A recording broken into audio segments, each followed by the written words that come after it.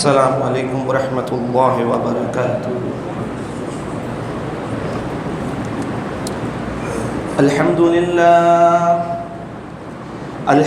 للہ نحمده ونستعینه ونستغفره ونؤمن به ونتوکل علیہ ونعوذ باللہ من شرور انفسنا ومن سیئات اعمالنا من يهده الله فلا مضل له ومن يضلله فلا هادي له واشهد ان لا اله الا الله وحده لا شريك له واشهد ان محمدا عبده ورسوله اما بعد فان خير الحديث كتاب الله وخير الهدي هدي محمد صلى الله عليه وسلم وشر الأمور محدثاتها وكل محدثة بدعة وكل بدعة ضلالة وكل ضلالة في النار رب اشرح لي صدري ويسر لي أمري واحلل عقدة من لساني يفقهوا قولي اللهم صل على محمد وعلى آل محمد كما صليت على إبراهيم وعلى آل إبراهيم إنك حميد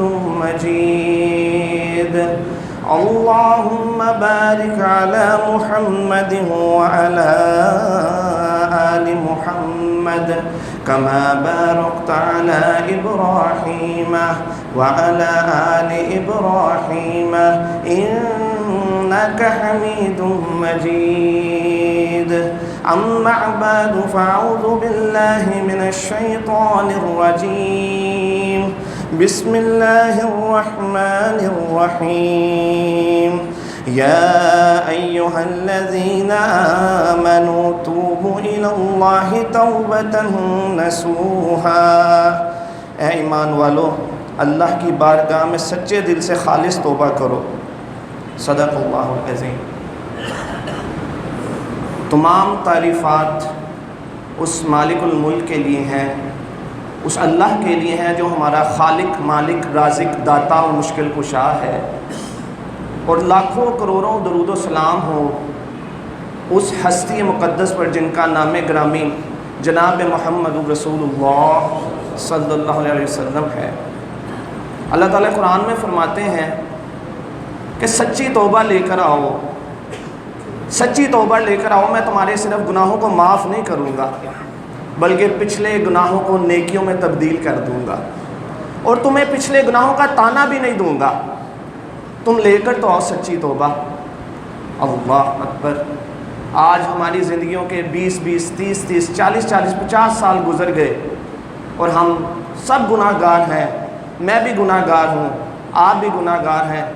آج ہم اپنی محفلیں اٹھا کر دیکھ لیں، اپنی تنہائیاں اٹھا کر دیکھ لیں، ہمارے گناہ بہت زیادہ ہیں، لیکن ہم اللہ سے دعا کرتے ہیں اللہ ہمارے گناہ تو بڑے زیادہ ہیں لیکن تیری رحمت سے زیادہ نہیں ہے، اللہ ہمیں معاف کر دے۔ اللہ ہم سب یہاں پر جو موجود ہیں، جو نہیں موجود، اللہ ہم سب کو جنت الفردوس میں بغیر حساب کتاب کے جمع کر دینا۔ اللہ اکبر۔ آپ یہ دیکھیے اللہ تعالیٰ کو آپ کے ایک آنسو کے قطرے سے کتنا پیار ہے۔ دنیا کے سارے سمندر، دنیا کے سارے دریا جمع ہو جائیں، وہ جہنم کی آگ کو نہیں بجھا سکتے، لیکن اللہ کہتا ہے کہ میرا گناہ گار بندہ ایک ندامت کا آنسو لے کر آ جائے، ایک توبہ کا آنسو لے کر آ جائے، میں اس کے سارے گناہوں کو معاف ہی نہیں کروں گا بلکہ سارے گناہوں کو نیکیوں میں تبدیل کر دوں گا۔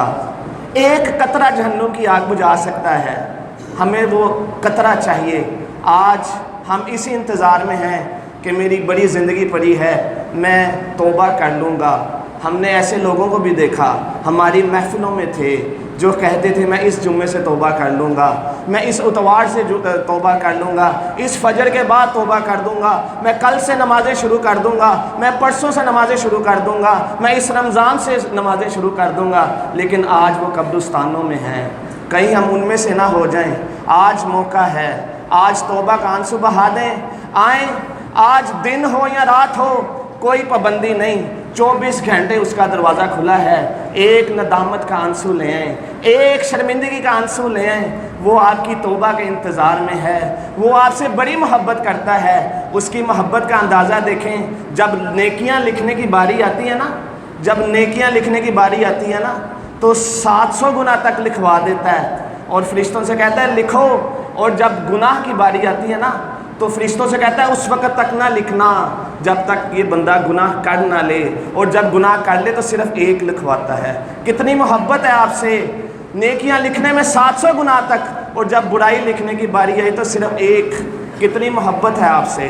آپ آئیں تو صحیح، ایک آنسو ندامت کا لے کر آئیں تو صحیح، آپ ایک شرمندگی کا آنسو لے کر آئیں تو صحیح، وہ آپ کی توبہ کے انتظار میں ہے۔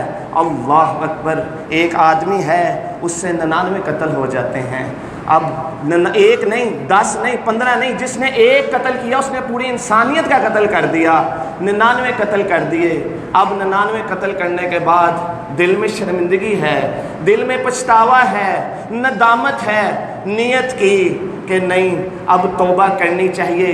لوگوں سے پوچھا کہ میرے سے 99 قتل ہو گئے ہیں، میری توبہ ہو سکتی ہے؟ فلاں نے کہا اس عالم دین کے پاس چلے جاؤ، وہ فلاں عالم دین کے پاس چلے جاؤ، اس سے جا کر پوچھا میرے سے 99 قتل ہو گئے ہیں، دل میں شرمندگی ہے، پچھتاوا ہے، ندامت ہے، کیا میرے یہ 99 قتل والا گناہ معاف ہو جائے گا؟ اس عالم دین نے کہا نہیں جی یہ تو نہیں معاف ہونا۔ اس نے اس کو بھی قتل کر دیا۔ 100 قتل کرنے کے بعد، 100 قتل کرنے کے بعد پھر کسی نے بتایا کہ فلاں جگہ چلے جاؤ، اس عالم دین کے پاس چلے جاؤ۔ اللہ اکبر۔ اس کے پاس گیا، جا کر پوچھا میرے سے 100 قتل ہو گئے ہیں، کیا میرا یہ گناہ معاف ہو جائے گا؟ اس عالم دین نے کہا ہاں ہو جائے گا، وہ تو بڑی رحمتوں والا ہے، وہ تو سارے گناہ معاف کر دیتا ہے، تم توبہ کرو اور فلاں بستی پہ چلے جاؤ، وہ نیک لوگوں کی بستی میں چلے جاؤ اور وہاں جا کر توبہ کرو، تمہاری توبہ قبول ہو جائے گی۔ وہ اس عزم کے ساتھ چلا گیا، وہ اس جذبے کے ساتھ نکل پڑا، راستے میں اس کو موت آ جاتی ہے۔ اللہ اکبر۔ ابھی ارادہ کیا ہے، ابھی آنسو نہیں بہائے، ابھی ارادہ کیا ہے، دل میں سچی توبہ کی ہے۔ توبہ کیا ہے؟ توبہ زبان سے کرنے والا عمل نہیں، توبہ عمل کا نام ہے۔ آپ زبان سے کریں، استغفار کرتے رہیں، توبہ عمل کا نام ہے۔ توبہ سب سے پہلے آپ نے گناہ کو ماننا ہے کہ اللہ مجھ سے گناہ ہو گیا، اس پہ شرمندگی کرنی ہے، اس پہ ندامت کرنی ہے، اور پھر نہ کرنے کا عزم کرنا ہے۔ یہ ہے توبہ، اس عمل کا نام ہے توبہ۔ اس نے یہ توبہ کر لی ہوئی تھی۔ اللہ اکبر۔ اس نے نہ کرنے کا عزم بھی کر لیا تھا، اس کا نیت یہی تھی کہ میں اب یہ گناہ نہیں کروں گا۔ جب راستے میں اس کی جان نکلی، جہنم کے فرشتے بھی آ گئے، جنت کے فرشتے بھی آ گئے۔ اب دونوں میں بحث کیا ہو رہی ہے؟ جنت والے کہہ رہے ہیں میں لے کر جاؤں گا، جہنم والے کہہ رہے ہیں ہم لے کر جائیں گے۔ اللہ اکبر۔ اللہ تعالیٰ نے زمین کو حکم دیا۔ اب فیصلہ یہ ہوا کہ اگر نیکوکاروں کی بستی کے قریب ہے تو جنت والے لے جائیں گے، اگر پیچھے جو جس بستی کو چھوڑ کر آ رہا ہے، جہاں سے گناہ کر کر آ رہا ہے، اس کے پاس ہوں گے تو جہنم والے لے جائیں گے۔ لیکن اگر زمین کو ناپا جاتا اس وقت تو وہ نیکوکاروں کی بستی سے دور تھا، لیکن اللہ نے وعدہ کیا ہے میرا بندہ شرمندگی لے کر تو آئے، میرا بندہ ندامت لے کر تو آئے۔ اس نے اس کو وعدے کو پورا کرنا تھا۔ زمین کو حکم دیا سکڑ جا اور نیکوکاروں کی بستی کے قریب ہو جا۔ جب زمین کو ناپا گیا، اللہ اکبر، تو نیکوکاروں کی بستی کے قریب تھا وہ، اور اس کو جنت کے فرشتے لے گئے۔ اب آپ دیکھیں، ہم یہاں پر لوگ گناہ اس وجہ سے بھی کرتے ہیں کہ یار میرے تو بڑے گناہ ہیں، میری تو اتنی زندگی گزر گئی ہے، میں نے تو اتنا کچھ کر لیا ہے، اب تو میرے گناہ معاف نہیں ہوں گے، اب تو میری جو ہے توبہ قبول نہیں ہوگی۔ اسی وجہ سے لوگ نمازیں ہی نہیں شروع کرتے۔ ان سے کہا جاتا ہے آپ نمازیں کیوں نہیں پڑھتے؟ کہتے جی میری زندگی میں تو بڑے گناہ ہیں، میری زندگی میں بڑے گناہ ہیں، میں نمازیں تب شروع کروں گا جب گناہ چھوڑوں گا۔ لیکن وہ یہ نہیں سوچتا کہ گناہ اگر نمازیں شروع کریں گے تو گناہ چھوڑیں گے نا. نماز بے حیائی سے روکتی ہے. اس نے کبھی یہ سوچا ہی نہیں کہ نمازیں شروع کرنے کے بعد گناہ بھی چھوٹ جائیں گے, لیکن وہ یہ کہتا ہے پہلے گناہ چھوڑوں گا پھر نمازیں شروع کروں گا. یہ سوچ بھی غلط ہے. آپ نمازیں شروع کریں, آپ مسجدوں میں آنا شروع کریں, اللہ آپ سے برائیوں کو دور کر دے گا, اللہ آپ کو بے حیائیوں سے دور کر دے گا, اللہ آپ کو بے شرمیوں سے دور کر دے گا, اللہ آپ کی تنہائیوں کو پاک کر دے گا. آپ آئیں تو صحیح, آپ سچی توبہ لے کر آئیں تو صحیح, آج سچا جذبہ لے کر آئیں تو صحیح. آپ دیکھیں اللہ ہر وقت آپ کی توبہ کے انتظار میں ہے. ہم کہتے ہیں گناہ گار ہیں, گناہ گاروں کی توبہ کیسے قبول ہوگی؟ ہماری زندگی اس طرح ہی گزر جاتی ہے. اللہ اکبر, بارش نہیں ہو رہی, بارش نہیں ہو رہی. حضرت موسیٰ علیہ السلام نے اپنی قوم کو اکٹھا کیا, جمع کیا ایک میدان میں, اور وہاں دعائیں کرنے لگ گئے.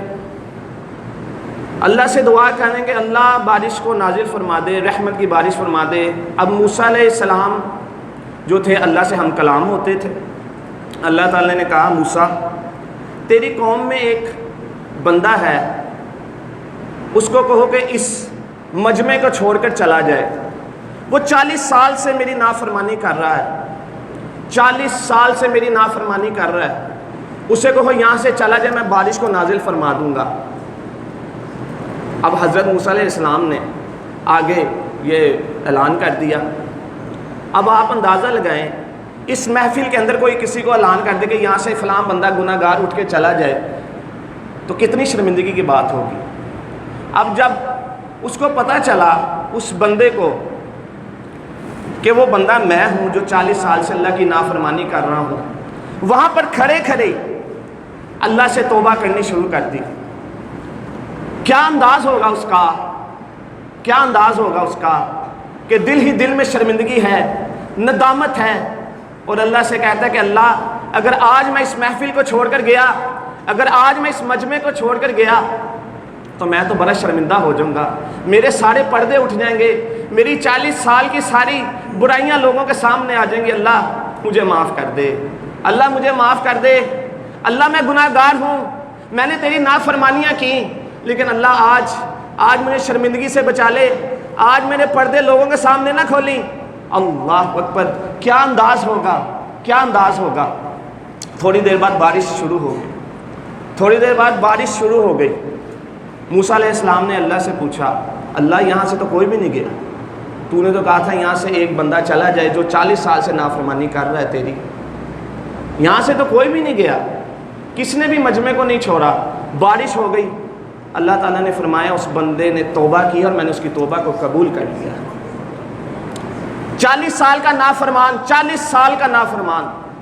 اب حضرت موسیٰ علیہ السلام نے کہا مجھے اس کا نام تو بتائیں, کون ہے؟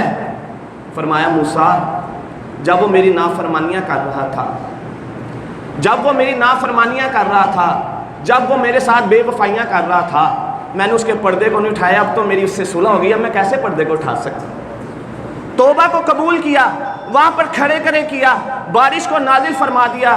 آج ہمارے ذہنوں میں یہ کیوں ہے کہ اللہ ہماری توبہ کو قبول نہیں کرے گا؟ آپ ایک آنسو بہائیں تو صحیح, پھر دیکھیں آپ کی زندگی بدلتی ہے کہ نہیں, پھر دیکھیں آپ کے دل میں سکینت کا نزول ہوتا ہے کہ نہیں. آپ اپنی تنہائیوں کو پاک کر کے تو دیکھیں, آپ جان نماز میں سجدے کر کے تو دیکھیں.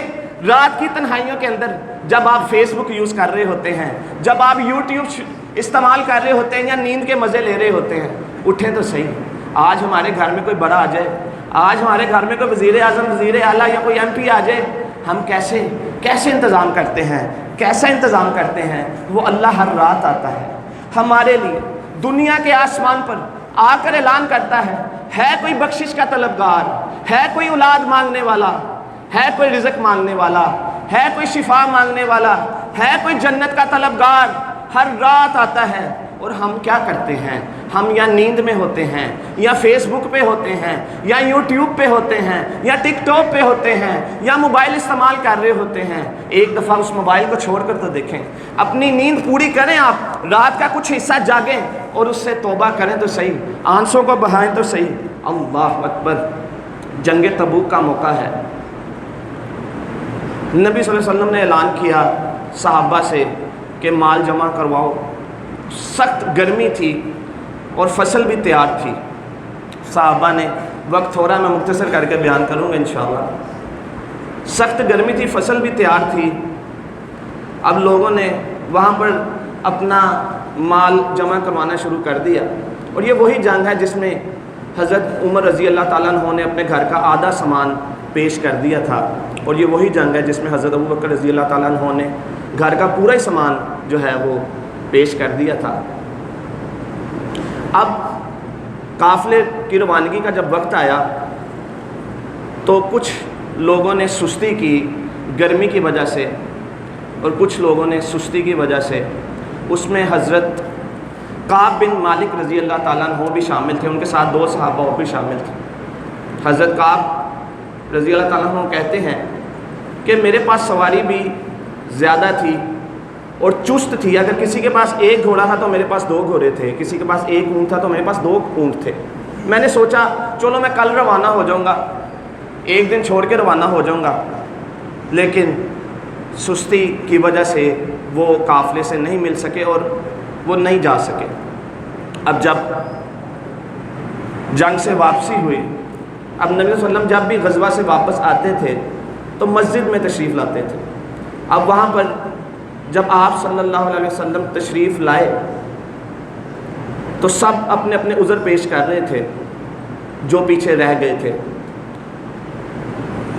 کسی کے عذر کو آپ نے مان لیا۔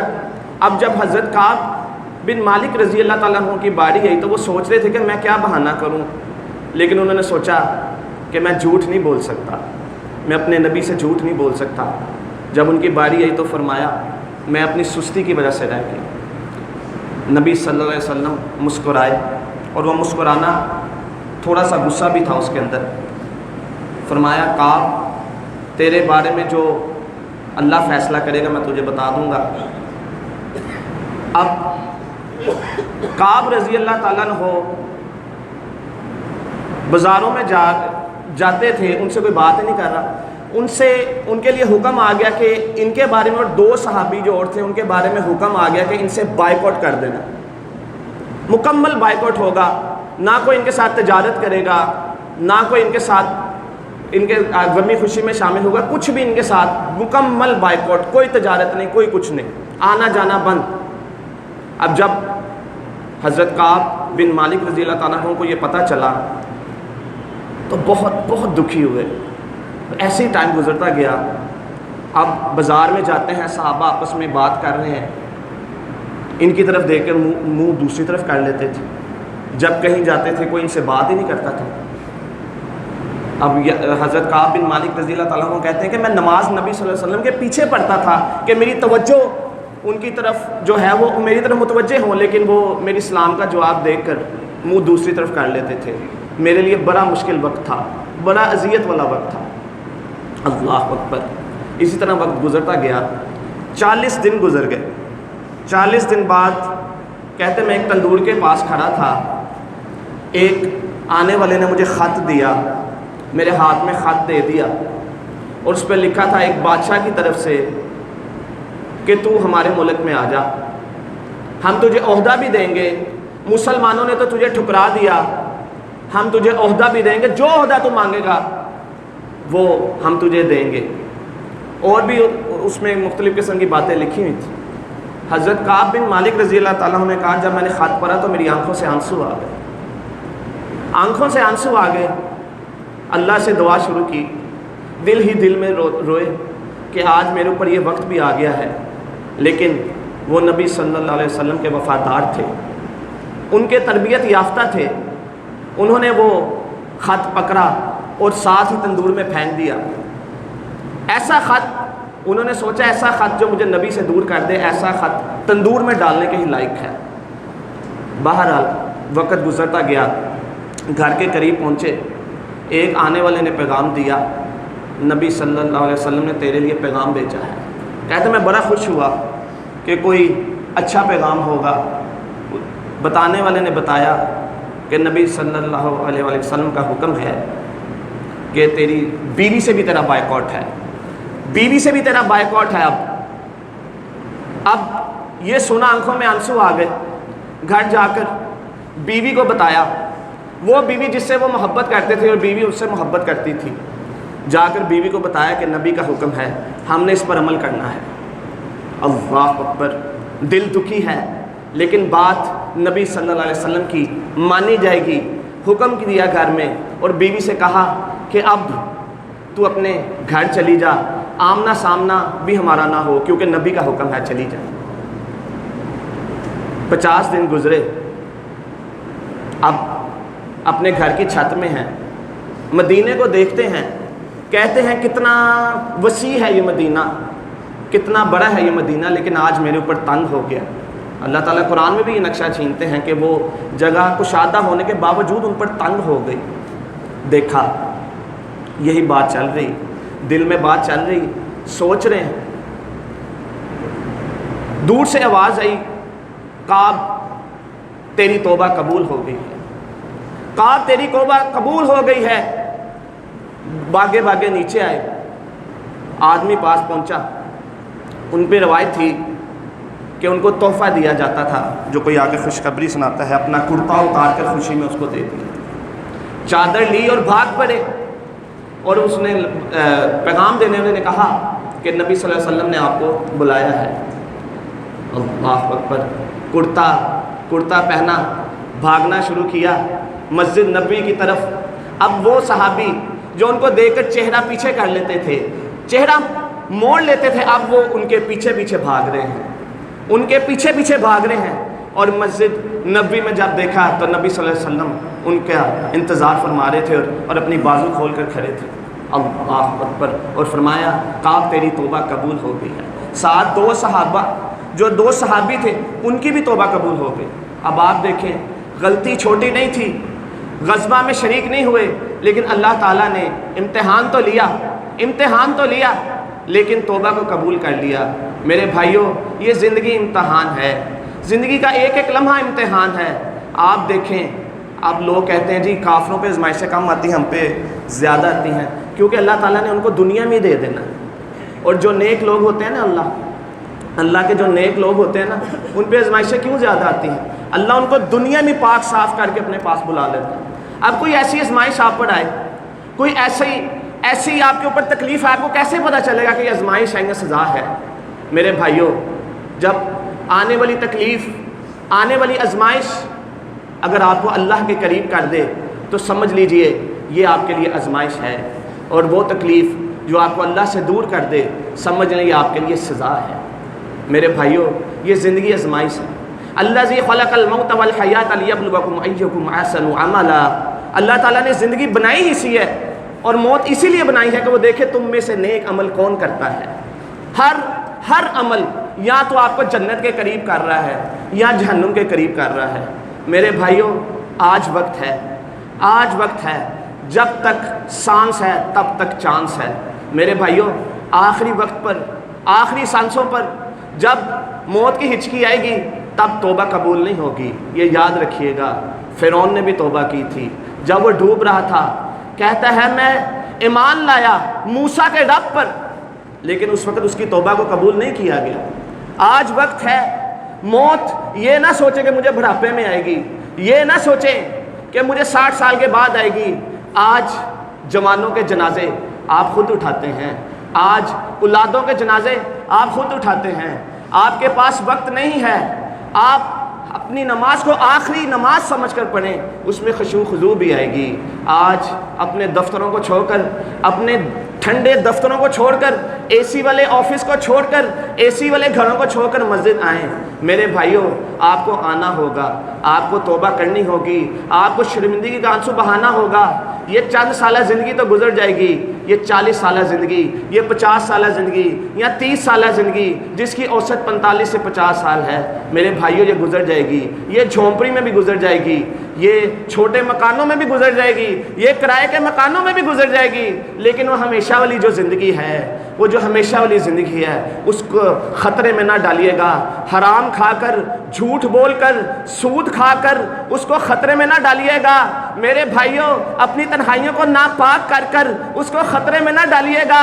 وہ اللہ آپ کو ایسی جنتوں میں داخل کر رہا ہے جس کے نیچے نہریں بہ رہی ہیں, اور جو آخری جنتی جب وہ سزا کاٹ کر جائے گا نا وہ بھی حیران رہ جائے گا. اس کو جب 7 گنا اس دنیا سے زیادہ جنت ملے گی تو دیکھیں اوپر والوں کا پروٹوکول کیا ہوگا. آپ دیکھیں جنت الفردوس والوں کا, اور جو نبی صلی اللہ علیہ وسلم کے ساتھ ہوں گے, جو صالحین کے ساتھ ہوں گے, ان کا پروٹوکول کیا ہوگا. جب جنتیوں کو ساری نعمتیں مل جائیں گی, جب ان کو کھانے پینے کے لیے میوے مل جائیں گے, مشروبات مل جائیں گے, ساری نعمتیں مل جائیں گی, حوریں مل جائیں گی, اللہ اکبر کتنے خوش ہوں گے. اللہ کہے گا ابھی ایک وعدہ رہتا ہے. وہ جنتی کہے گا کون سا وعدہ؟ اللہ ہمیں رفاقت کے لیے حوریں مل گئیں, کھانے کے لیے پھل مل گئے, پینے کے لیے مشروبات مل گئے, ہمیں یہاں پر طرح طرح کے ہر چیز مل گئی. اللہ اب کون سی نعمت رہتی ہے؟